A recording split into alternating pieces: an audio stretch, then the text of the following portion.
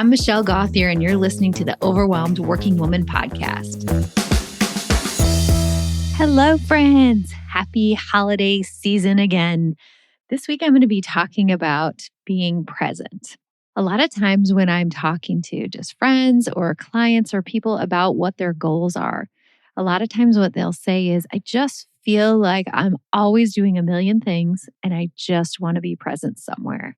And I recently posted something on my personal Facebook page about what people wanted the most for the holidays, and being present was one of the biggest ones. They don't want to miss out on the magic of the season or the holidays with their family.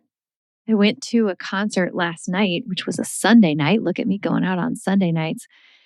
With my parents. I took my mom for her birthday to a John Denver concert. I'm using air quotes because John Denver died, 25 years ago or so, but he is her absolute fave. And I saw that there was someone coming who was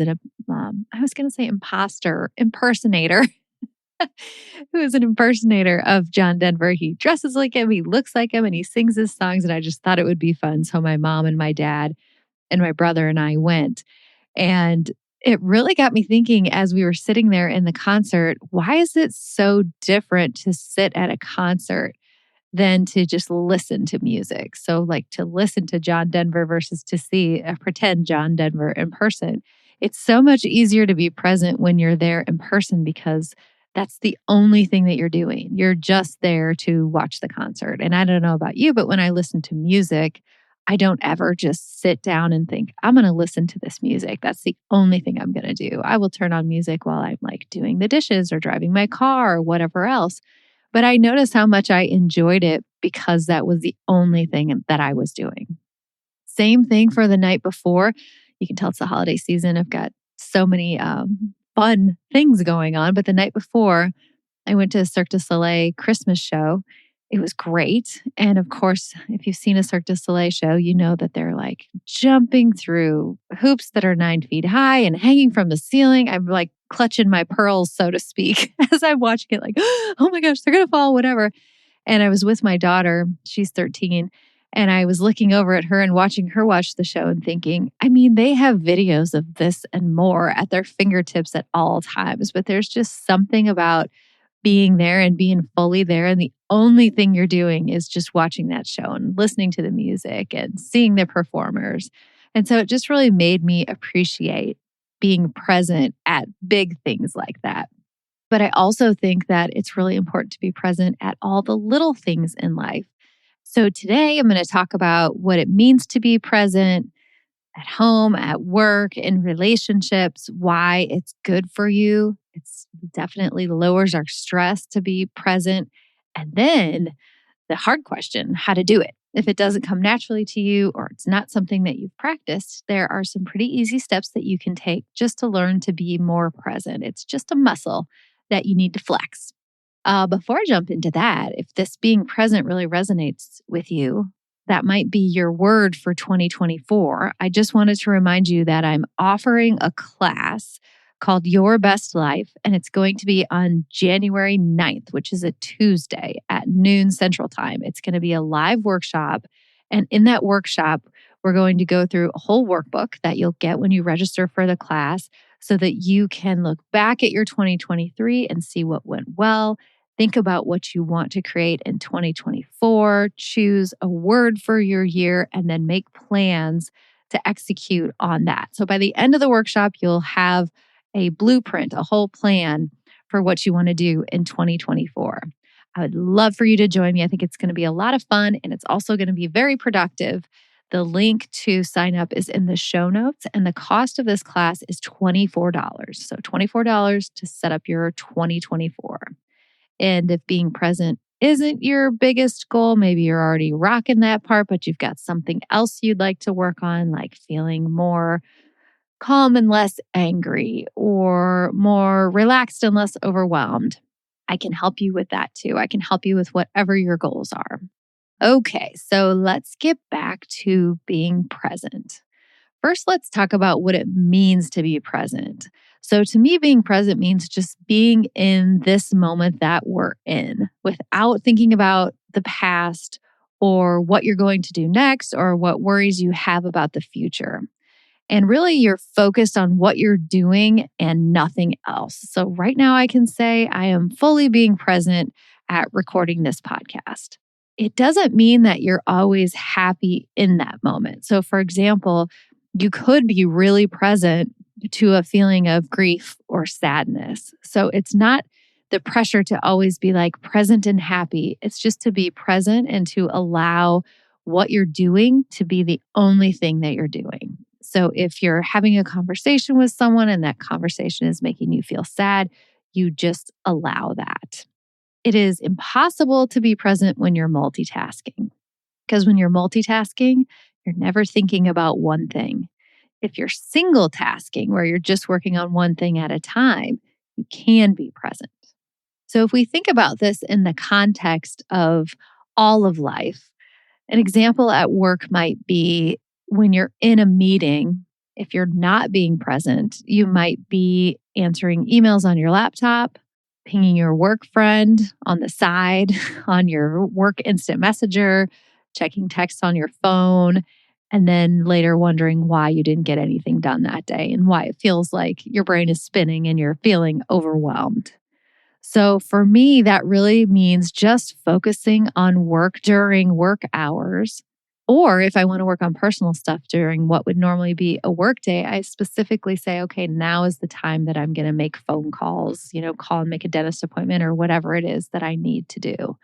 So really just focusing on work during work hours and then what works for me.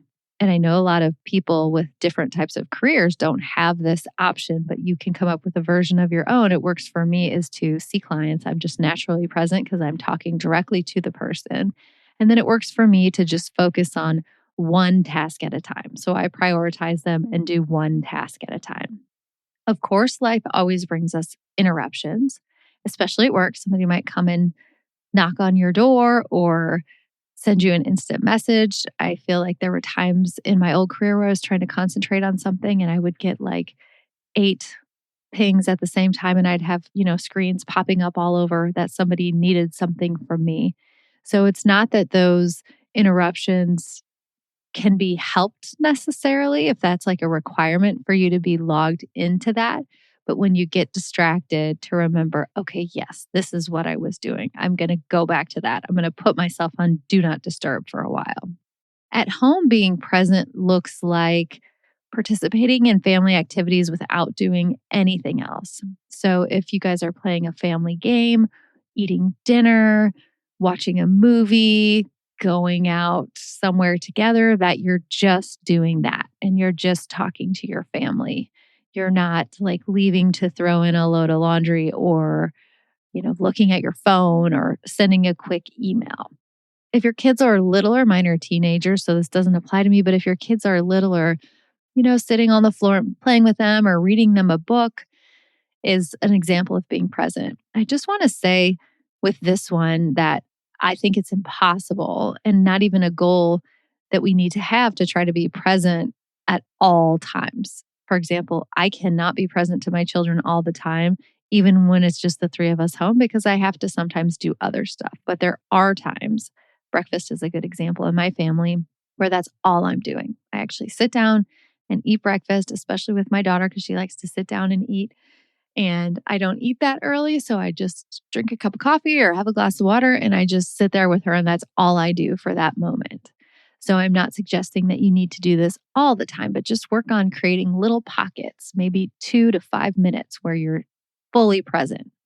Being present in relationships means when you're at lunch with a friend, for example, that you're sitting and listening and engaging with that person instead of looking at your phone or looking around or talking to the person at the next table. It also means when you walk in the door and you ask your spouse, how are you doing? Or how was your day? That you wait and listen to that answer.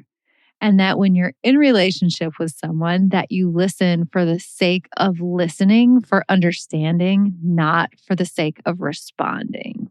So when you're listening for the sake of listening, you're just focused on what they're saying. When you're listening for the sake of responding, like think about when you're in a fight with someone, you're like, oh, I'm going to say this next. And she's wrong on that. that takes you away from the present moment as well because you're thinking of the future. What am I going to say next? So, next, I'm going to tell you how to work on being more present, but let's first think about why it's good, why this is important. If you've ever had a moment, like I was just talking about at the John Denver concert, or just a moment when you're in relationship with someone and you're looking at them and you're talking to them and you're really both listening and engaged in the conversation, it just feels good. It feels good for me. It feels good in my brain. Like I'm just in one place and I can notice a lot more in the moment. So for example, if I ask the handsome man friend, "How you doing? How was your day?" And he starts to tell me, and I'm listening, but I'm also like loading the dishes in or, pouring us a drink or talking to my kids or just real quick checking a text. I might hear what he said kind of in between. But if I'm sitting there actually talking to him and listening to him, I can see his body language. I can read more about the situation. I can notice where we're sitting, etc. It's just so much more, such a deeper connection. It's good for you, for your relationships, and for your connection, even to yourself. I also think it's really good because you get more done. We feel like when we multitask, we're trying to quick, get a million things done. But if you've tried this, it never works. It never works. If you're working on 100 things at a time, you just cannot focus enough to get anything done. So even though it feels counterintuitive, when you can be present and single task instead of multitask, you can get a lot more done. So, if you're now sold on the idea that being present is a goal that you want to have and something that you want to do more, here are some ways that you can do that. So, first of all, notice when you're not present. So, notice when your mind is wandering, or for example, I have a really hard time sitting still in my own kitchen because there's always dishes to load, dishes to unload, sweep the floor. There's always something that can be done. So, when I stand up, let's say I'm sitting down having that breakfast with my daughter and I see some crumbs on the floor and I stand up to get the broom. I just notice, oh, wait, I'm walking away from doing that one thing. And then I just gently sit back down. So the first thing to do, as always, is just to notice when you're doing it. Notice when you're not being present. Couple of tricks you can do if you're really having a hard time concentrating. Let's say you're in an all-day meeting. I used to have a lot of all day meetings in my old life. And after a while, it is very hard to pay attention, but you want to. You really want to pay attention to the meeting. You take a couple of breaths to center yourself, focus on your breath for just a minute, and it will help you get back in the moment. Another huge thing to do is limit your distractions on purpose. Okay, phones are the number one problem with this. My phone is just permanently on do not disturb. I don't have any notifications of any kind turned on. So if you have social media notifications turned on, if you have text notifications, phone, all that stuff, every time something happens and you hear a ding, our brains are kind of programmed to think that that's an emergency or something that we need to respond to right away. So a way to change that is to just turn off your notifications and think of your phone like something that you get to check when you want some information from the phone. And you can, by the way, be totally present with your phone if that's the only thing that you're doing. I'm talking about when the phone is a distraction from you being present to something else. Another thing you can do is when you have distractions. So let's just say I'm recording a podcast and I have my phone on do not disturb, so that's not distracting me. But let's just say my dog were to just randomly throw up in the other room. And then I have to go clean it up. I shouldn't say that. I choose to go clean it up. I suppose I could leave it there. I go clean it up. Then I come back and I have to remember, okay, what was I doing? Let me get back to the present moment, take a breath. Okay, I'm doing this podcast. And then the doorbell rings and there's a FedEx delivery that probably didn't need the doorbell to ring, but the doorbell ring interrupted me. And because the doorbell rang, I thought, oh, maybe that's my mom. Maybe she needs something. My parents live close to me. Went and checked the door, came back again.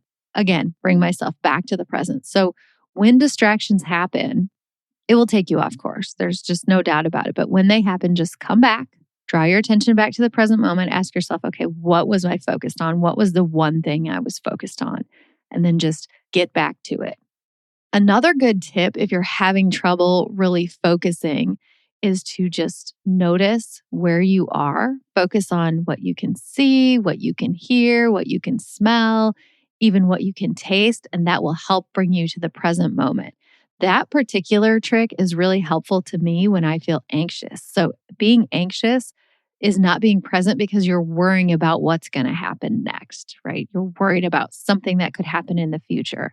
And so, if you could just bring yourself back to the present with using that trick to focus on what you can see, hear, smell, taste, feel, anything with your senses, it will help distract you from those anxious future thoughts and bring you back to the present thoughts. Another thing you can do is be proactive. So, meditation really helps you be present. That's the whole point of meditation. So, doing a guided meditation is great, or even just practice being present for like 1 or 2 minutes. Just sit quietly and just watch the thoughts in your head. Notice what they are. Again, the goal here is not to empty your head or to say, I have no thoughts in my head, just to be like, oh, interesting. I'm thinking about, like when I just did that, I'm thinking about a library book that needs to be returned, for example. And then the last thing is set an intention. So if your goal for the holiday season is to be more present, when? When exactly do you want to be present? Maybe you want to be present on Christmas morning or on New Year's Day at breakfast with your family. Make it a very specific time and decide, I'm going to be present for that event, and plan ahead of time. Have your phone off or in the other room. Think, I'm just going to do this for 15, 20, 30 minutes, however long it's going to be, and set an intention to be present. And that will really help you stick with it.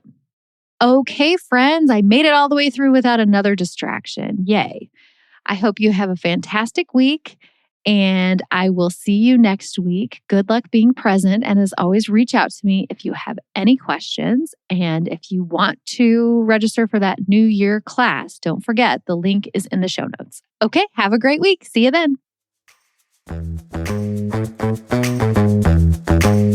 Thank you for listening to the Overwhelmed Working Woman podcast. If you want to learn more about my work, head over to my website at michellegauthier.com. See you next week.